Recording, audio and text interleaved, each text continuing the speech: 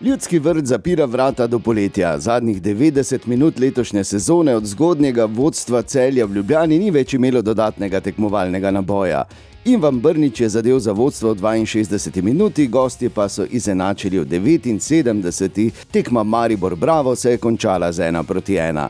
Sezono 2022-2023 smo tako zaključili z remijem in na 3. mestu. Vedno nestrpno pričakovane kvalifikacije začenjamo v prvem krogu Evropske konferenčne lige, termina tekem sta 13. in 20. julij. Sledi torej kratek premor, potem pa že začetek poletnih priprav. Prvi trening bo že 10. junija, zbor na večerji pa dan prej. Navijačice, navijači, hvala za vse v tej sezoni, se vidimo v naslednji, ki se začne že julija. Maribor, šampion!